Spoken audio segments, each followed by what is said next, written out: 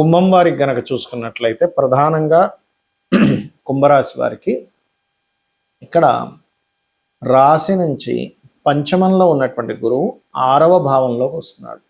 చాలామంది భయపడుతూ ఉంటారు, అయ్యో 6లో ఉన్నాడండి, అయ్యో షష్టమంలో తిరిగితే మంచిది కాదు కదా.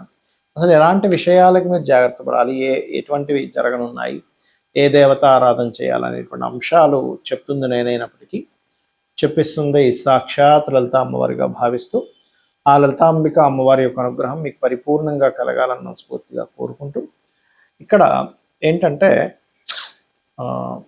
ఈ ధనభావంలో శని ఉన్నాడు. కుంభం వాళ్ళకి రాశిలో రాహు ఉంటూ ధనస్థానంలో శని ఉన్నందుకు ఏదో జరిగిపోద్దేమో, ఏదో ఒక అపోహలో ఉంటూ ఉంటారు. ఆ అపోహలు విషయంలో కొంచెం జాగ్రత్తగా ఉండాలి.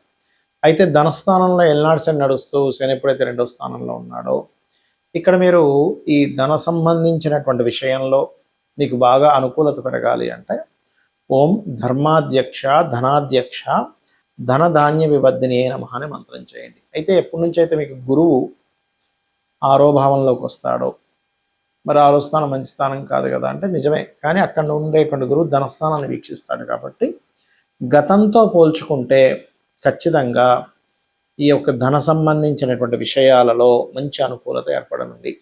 అది కూడా లోన్స్ అప్పుల కోసం చేసే ప్రయత్నం ఫలిస్తుంది.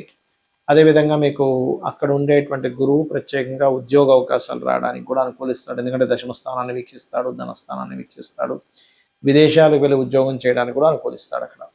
అయితే ఇదే గురువు నవంబర్ 1వ తేదీ నుంచి సప్తమంలో ఉండేటువంటి కేతుతో కలుస్తున్నాడు. 1 నుంచి 25 వరకు ఆ 2 గ్రహాలు కలిసి ఉంటాయి. మరియు నవంబర్ 25 తర్వాత నుంచి మనకి కేతు 6లోకి వచ్చేస్తాడు. గురువు సప్తమంలోనే నవంబర్ 1 నుంచి ఒక 45 రోజుల పాటు ఉండి డిసెంబర్ ఎండింగ్ ఆ టైంలో కొంచెం మళ్ళీ మీకు కర్కాటకంలోకి వస్తాడు. అయితే ఎప్పుడైతే మీకు గురువు సప్తమంలో ఉంటాడో కొంతవరకు గురుబలం అనేటువంటిది లగ్నానికి రావడం వల్ల కొన్ని విషయాల్లో కొంత రిలీఫ్ రావడము, కొంచెం వివాహ సంబంధించినటువంటి విషయాల్లో ఏవైతే ఆటంకాలు ఏర్పడుతున్నాయో ఆ యొక్క ఆటంకాలన్నీ కూడా తొలగడం అనేటువంటిది చాలా స్పష్టంగా చూపిస్తుంది. ఇక మీరు నిత్యము చేయవలసిన దేవతారాధన విష్ణు సహస్రనామాలు ఎక్కువగా చేయండి. రాహువు కేతు గురువు ఈ 3 గ్రహాల దగ్గర దీపారాధన చేయండి. మీకు అన్ని విధాలా బాగుండడం జరుగుతుంది. మరి ఈ గురువు కర్కాటక రాశిలోకి సింహరాశిలోకి అంటే ఈ సంవత్సరం కూడా పోయిన సంవత్సరం లాగే బాగా ఫాస్ట్గా మారుతున్నందుకు ఏమిటి దీని యొక్క ఫలితం ఏమిటి అంటే ఎప్పుడైనా గురువు గనక ఇలా మారినప్పుడు కొన్ని దేశాల నుంచి కొన్ని రాష్ట్రాల నుంచి వలసలు వెళ్ళడం జరుగుతుంది. ఎందుకంటే జీవుడు జీవకారకుడు గురువు. అందుకని ఏంటి దాని ప్రభావం ఏప్రిల్ మే నుంచే ఉంటుంది. జూన్ దాకా వెయిట్ చేయగల. మే నుంచే కొన్ని ప్రదేశాల నుంచి కొంతమంది కొన్ని వేల సంఖ్యలో జనాలు మారిపోవడం జరుగుతుంది. దేశకాల పరిస్థితుల్లో గుర్తుపెట్టుకోండి. రెండవది నీటి మూలంగా వచ్చే వైరస్లు, అంటే నీరు వల్ల వచ్చింది, సముద్రంలో పుట్టింది, లేకపోతే చెరువుల్లో పుట్టింది, నదుల్లో పుట్టింది అంటూ ఉంటారు. అటువంటి వైరసెస్ రావడానికి ఎక్కువ ఆస్కారం ఉంటుంది. కాబట్టి ప్రజలందరూ కూడా ఎందుకంటే ఏమండి గురువు ఉచ్చస్థానంలో ఉన్నాడు కదా మంచిదే కదా అనుకుంటారు. అది నిజమే, కానీ గురువు యొక్క స్వరూపం ఎలా ఉంది అనేటువంటి చూడాలి. జీవకారకుడైనటువంటి గురువు యొక్క రాశుల్లో ఎప్పుడైతే శని భగవానుడు ఉన్నాడో శని సహజంగానే రోగకారకుడు.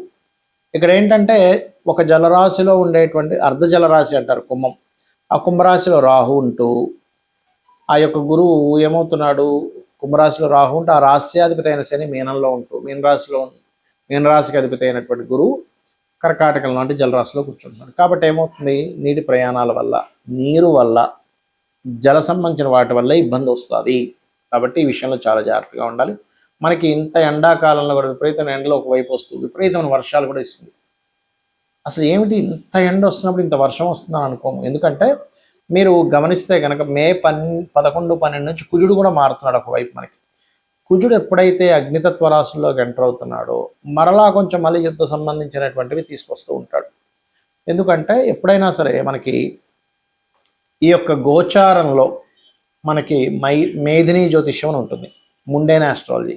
మేధిని జ్యోతిష్యంలో గురువు గనక 3 రాశులు మారితే అందులో మిథునంలో ఉండేటువంటి గురువు ఇప్పుడు కర్కాటకంలోకి వస్తున్నాడు. మరలా ఒక 4-5 నెలల్లో, అంటే June, July, August, September, October, November, ఒక 6 నెలల్లో 5 నెలలు దాటి 6వ నెలలు రాగానే మళ్ళీ సింహంలోకి వెళ్ళిపోతున్నాడు. మళ్ళీ వక్రించి అక్కడ 1.5 నెలలు ఉండి మళ్ళీ వెనక్కి వస్తున్నాడు. దీనివల్ల ఏమిటంటే వలసలు వెళ్ళడం కానీ, నీటి మూలంగా ప్రమాదము, సింహంలోకి వెళ్ళినప్పుడు అగ్ని మూలంగా ప్రమాదము, వాహన ప్రమాదాలు పెరుగుతాయి. చరరాశుల్లోకి కర్కాటకంలోకి వెళ్ళినటువంటి గురువు ఎక్కువ వాహన ప్రమాదాలను ఇస్తాడు, గుర్తుపెట్టుకోండి. కాబట్టి వాహనాల మీద వెళ్ళేటువంటి వారు కాస్త జాగ్రత్త వహించండి. నిద్ర వస్తుందా పక్కగా ఆపుకోండి, లేనట్లయితే ఇంత ప్రయాణం నేను చేయలేననుకుంటే ఎక్కడ స్టే అయిపోండి. ఎక్కువ అతివేగం అనేటువంటిది పనికిరాదు. ఇవి ఖచ్చితంగా జాగ్రత్త పడండి. మరి నీటి మూలంగా రోగాలు వచ్చేటువంటి కాంబినేషన్స్లో గురువు ఉన్నాడు కాబట్టి మీరు చేయవలసినటువంటి తీసుకోవాల్సిన జాగ్రత్తలు ఏమిటి? ఇంట్లో నీరు తాగేటప్పుడు కాచి చల్లార్చిన నీటినే వాడండి.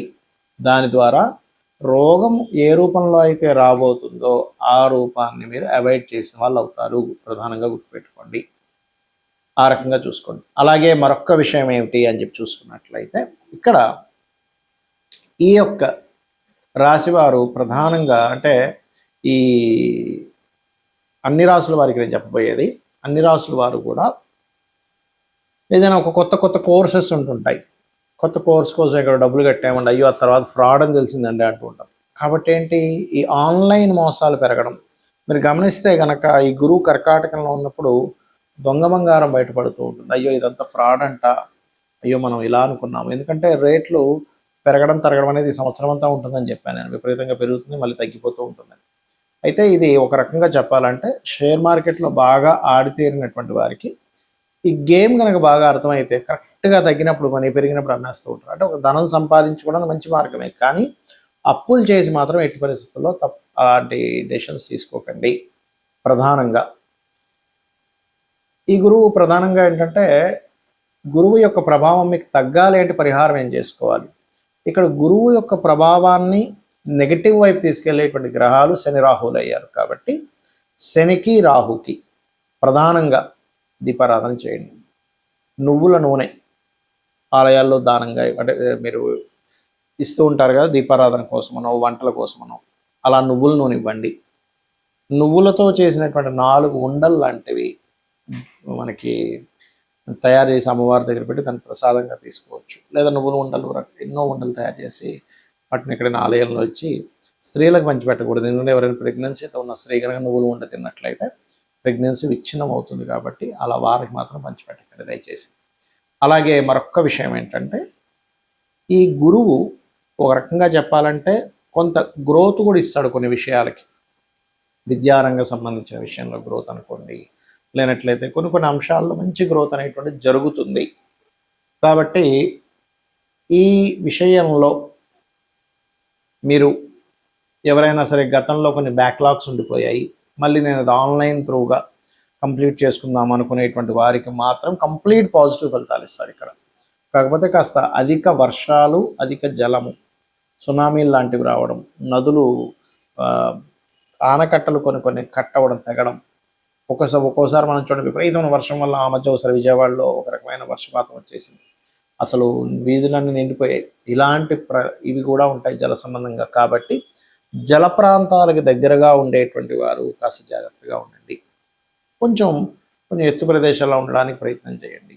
అలర్ట్గా ఉండండి. అంటే ఏదైనా ఎప్పుడైనా సరే సడన్గా పెద్ద వర్షం వస్తే వెంటనే మీరు అక్కడి నుంచి మీ విలువైన వస్తువులతో పాటు మీరు బయటికి ఇంకో దగ్గర షిఫ్ట్ అవ్వడానికి అలర్ట్గా ఉండండి నా మాట విని. అలాగే ఇక్కడ మరొక విషయం ఏంటంటే, ఈ సముద్ర తీరాల్లో సముద్రంలోకి చేపలు పట్టడానికి వెళ్ళేవారు, నదుల్లో చేపలు పట్టడానికి వెళ్ళేవారు ఎక్కువ వర్షం పడుతుందని ఏమాత్రం అనిపించినా కొంచెం ఆ సమయాల్లో అవాయిడ్ చేయండి దయచేసి. బంగారం కొనేటప్పుడు నాణ్యత గల బంగారం కొంటున్నామా లేదా అనేటువంటిది ఈ గురువు కర్కాటకంలో ఉన్నాడు కాబట్టి ఖచ్చితంగా మీరు చెక్ చేసుకొని వెళ్ళవలసింది, గుర్తుపెట్టుకోండి. ఇక మీరు అందరూ కూడా చేయవలసింది చండీ పారాయణము, దుర్గా సప్తశతి ఇవి కనుక చేసినట్లయితే గురువు ఇచ్చేటువంటి శుభ ఫలితాలు చక్కగా వస్తాయి. శ్రీమాత్రే నమః.